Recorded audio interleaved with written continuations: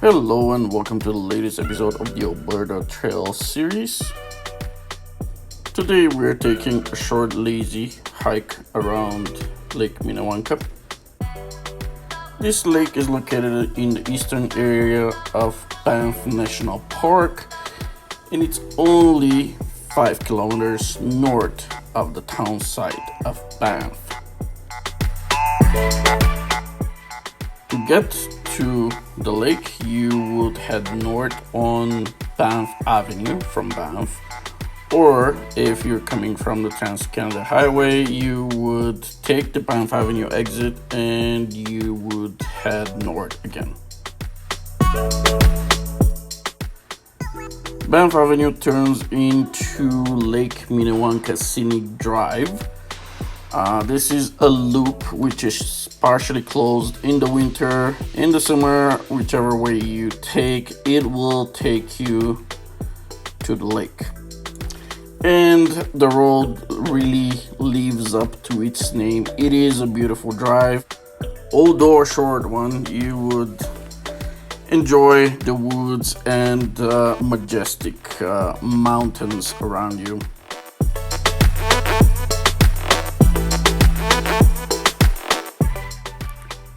Speed limit is 50 and it is a winding road, so passing is pretty much impossible and you will see bicycles on the road. But there are several viewpoints along the way where you can pull over and take some really nice pictures. There are also different trails that start at different points along this highway. Also, there are trails that cross the highway, so you have to be aware of pedestrians. The lake itself is at 1,500 meters above sea level elevation, and it is 28 kilometers long. There are boat cruises available in the summer. We do have a video specifically about the boat cruises. If you're interested, you can check it out on our channel. Also, this lake freezes in the winter, so you can go skating on it. It is fairly windy, so not too much snow sticks on top of the ice, so pretty much the whole length of the lake can be skate on in the winter. And we do have a winter video about Lake Minnewanka. You can also check that on our channel. It is part of this same series, Alberta Trails.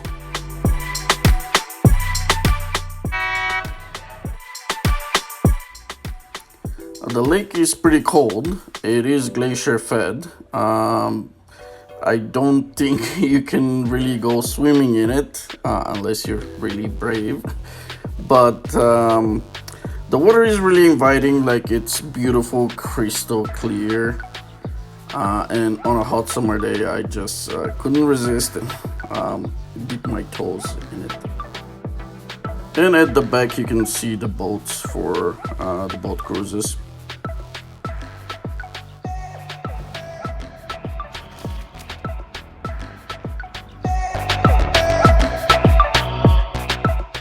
The day use area of the lake is a fantastic place to relax by the water. There are picnic tables, there's a small cafe, there are washrooms, and there are also something like gazebos right here. They call them cooking shelters. And yes, there is a stove, wooden stove. There's always wood around, and then you can start a fire and cook or just warm up in the winter, I guess. And yes, these shelters do have a roof. They don't have windows on the sides, so you're not completely protected, but somewhat protected. But we're here to talk about hiking. So the main trail around Lake Minnewanka is called Lake Minnewanka Trail, unsurprisingly. This is a very long trail, goes along the northern shore of Lake Minnewanka, and even turns around, goes back a little bit. The total length of the trail back and forth is 57.1 kilometers. So one way that would be approximately 28.5 kilometers. It is a pretty long hike, but there are several campgrounds along the way, so I don't think this was meant to be hiked all at once. I don't think I can hike it all at once, and I don't think I would attempt it. Also, this is not a very easy hike overall. Like, the elevation gain is 1,346 meters. However, the first part, or the one that is closest to the day use area, let's put it this way. Basically, from the days use area up to this bridge, this is Stewart Canyon Bridge. Underneath is the Stewart Canyon, obviously. So up to here, it is a very easy hike. It is not very long either. It is only 1.7 kilometers one way. You're very likely to see some wildlife even that close to the day use area. Some wildlife that you might see are elk, deer, mountain sheep, or even bears. But I saw this mountain sheep here, and I couldn't pull out my camera soon enough to get a good picture of them. I also had to get out of the way. They were running towards me.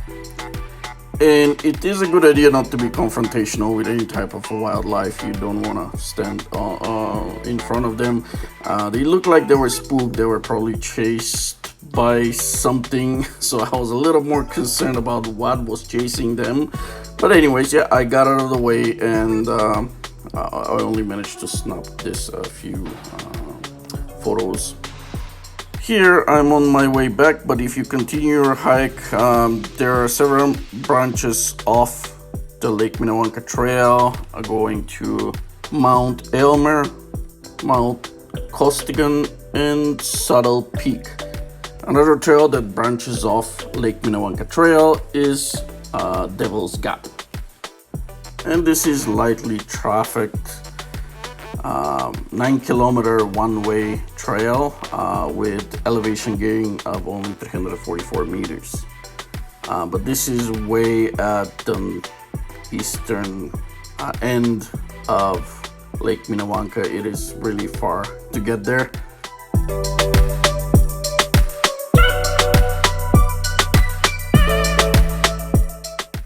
A like and subscribe would be very much appreciated.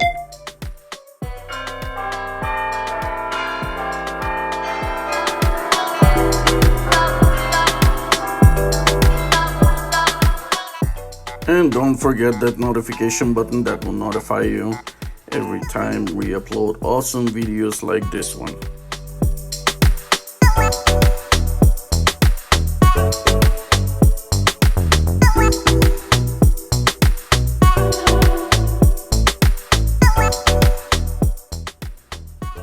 I was enjoying the waves here and took that video.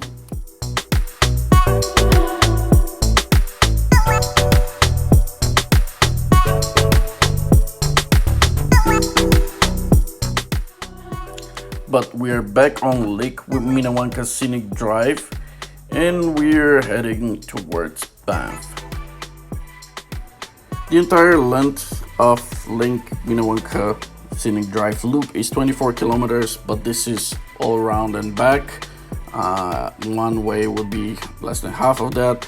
Now, one of the viewpoints where you can stop, you can see the remains of an old booming coal mining town called Bankhead. And with this, I'm gonna wrap it up for today. Thank you very much for spending the time, and I hope I'll see you in our next episode.